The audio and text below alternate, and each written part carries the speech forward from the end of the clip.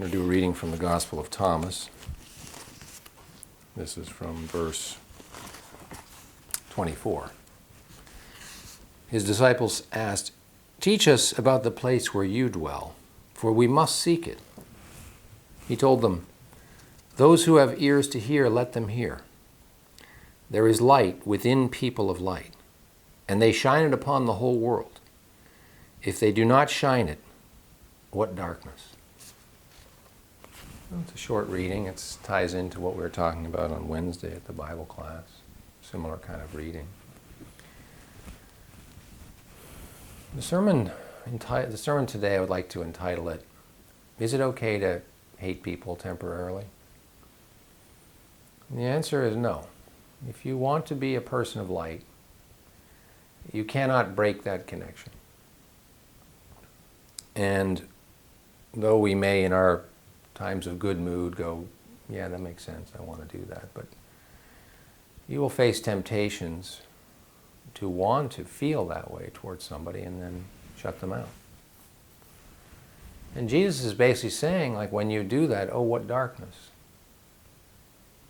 We've all been the recipient of that. We've been the recipient of times when we may have done something, maybe we were a child, maybe we were an adolescent, maybe in our relationship our partner didn't like something, and we were shut out. Meaning that person no longer had that open connection of love. Even if they were irritated with us or impatient or frustrated, there was a sense of being shut out. And it's a horrible feeling. And yet we do it. Now, some people take an example like they want to go to the extremes. Well, even Adolf Hitler or Donald Trump or these despicable people. Yeah, even those people were created by God with souls and have the choice to follow whatever path they want. But the sermon really isn't about those kind of relationships. We don't have a very close relationship with world politicians and leaders. But you want to be a child of light. And why is that? I really think that that's the natural calling of a human being. To want to live in light. To want to be a source of love on the earth. And yet, we get emotional. I mean, as you continue, you will start to see that when people first come in and start the path and are really dedicated to it and are honest, they have very little tools to deal with the emotions that stir within them. I mean, I've met people who are so expert at suppressing them that they seem steely and cool and unflappable. And then there are other people that barely have met them for 2 minutes and they're just like leaking out all over the place in a way that's kind of like not considerate. In other words, they let their emotions fly because they have no ways of censoring them and they don't have a sense of how that's affecting the environment. Now, as you start to become aware of yourself emotionally, you may experience tremendous turmoil and you can't help it, the kind of behaviors that leak out. But you can make a choice in advance to go, one thing I will not do is disconnect from the person on the level of love.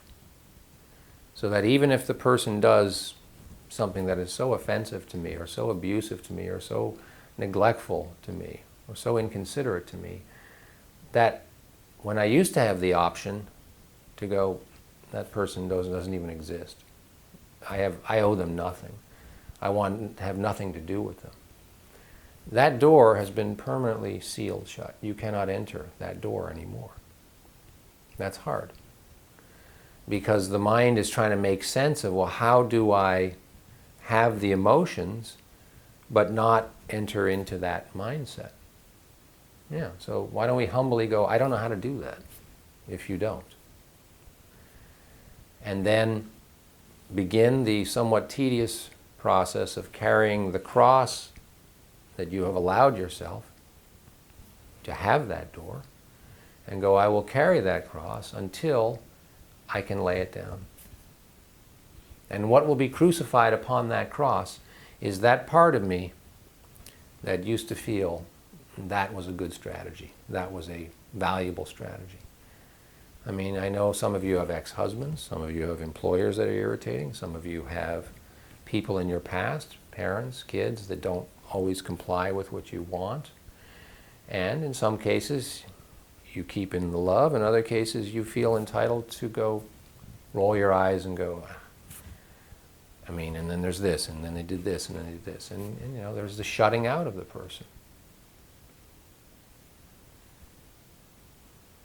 We try to move into the state of mind that God carries, which is, my sons and daughters are very young, and they go about getting the things that they want without a sense of understanding of how energy works, how prayer works, the need to take responsibility for everything, the understanding that I, God, have given you this planet where you can pretty much do whatever you want.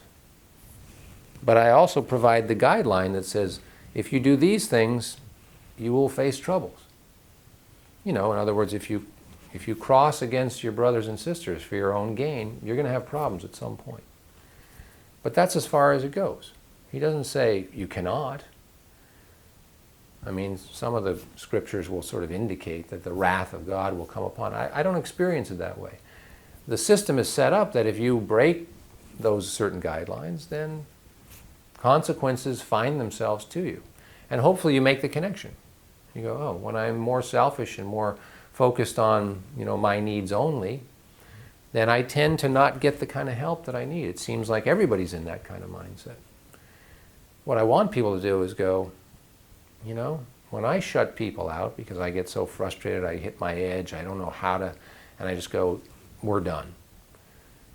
I shouldn't be surprised when that happens to me.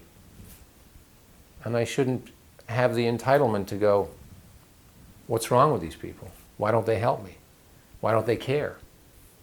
How about we go, I do that sometimes. I see how lousy it feels. Okay, so let's assume we've all got to the place where we go, yeah, I really want to seal that door forever. Now the next question is, how do I do it when I'm, you know, in the heat of wanting to walk through that door?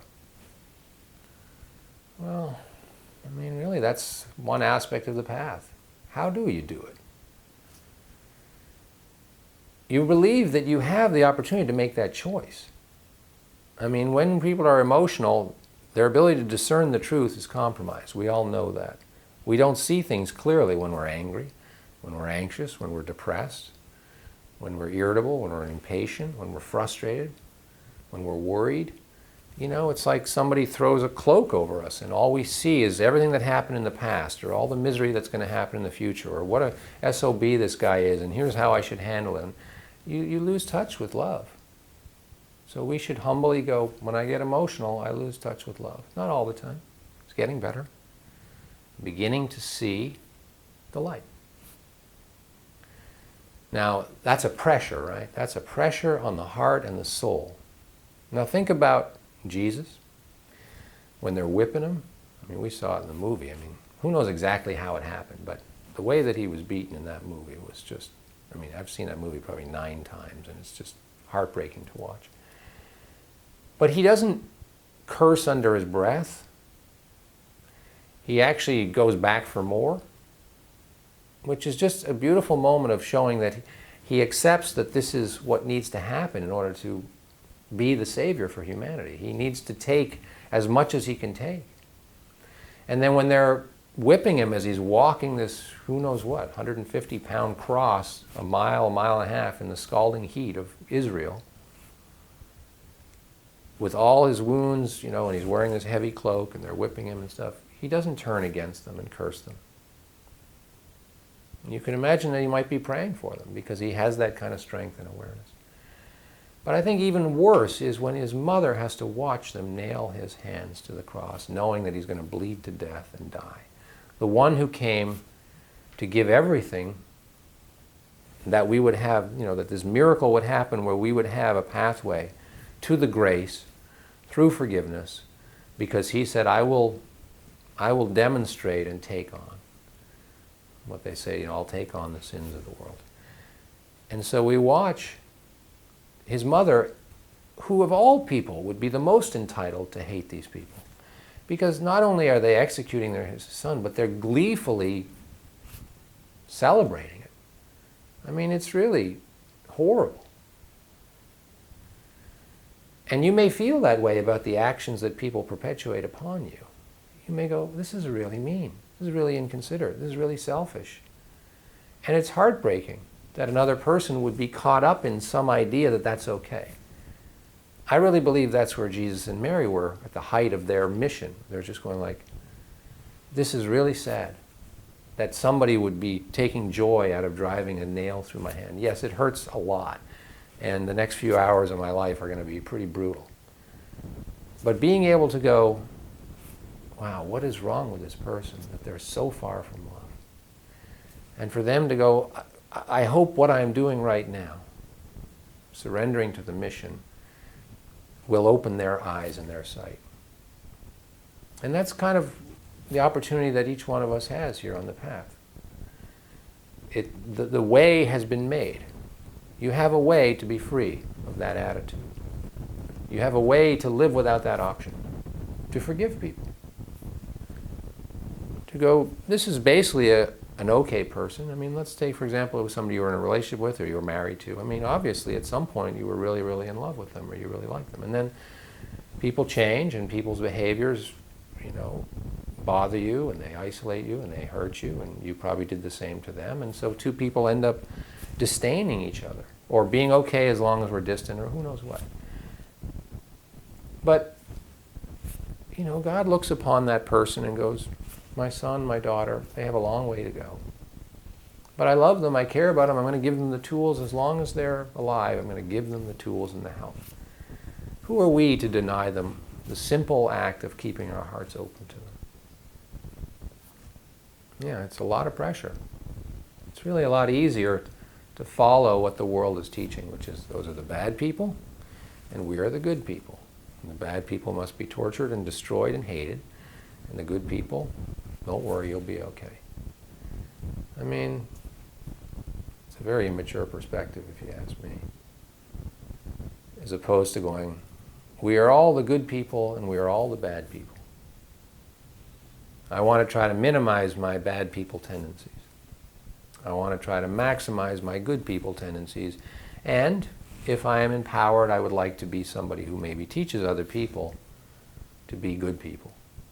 But I'm not going to lunge to that, humbly realizing I have a long way to go before I can really say I got a handle on what it means to be a person of light. I'm going to humbly work on myself and demonstrate the behaviors. That's the way that I teach others, by not closing my heart to them, by not speaking negatively about them, by implementing, and when I stumble, I promptly admit it, and I reveal my humility. Some people will notice it. Some people will notice, wow, that person, something about them I'm just drawn to, They're not trying to be impressive. They're trying to, be a good person. It's cool. So as you go forth, in this week, just take a little breather from examining everything about yourself. And just give a little bit more love to the difficult people in your life. Keep your heart open to them. No longer allow yourself the option to roll your eyes and go, forget that. It's hard. The pressure will force you to become a more loving person. And what is the reward for that? A lot less angst. A lot less grief, a lot less tension. Don't expect the person who you are no longer shutting out to notice it. That's not the reward we're seeking. We are simply seeking to, as Jesus said, become perfect as our Father, Mother is perfect. Meaning we don't have the right to disdain and hate people temporarily, even if we know we're going to come back to it.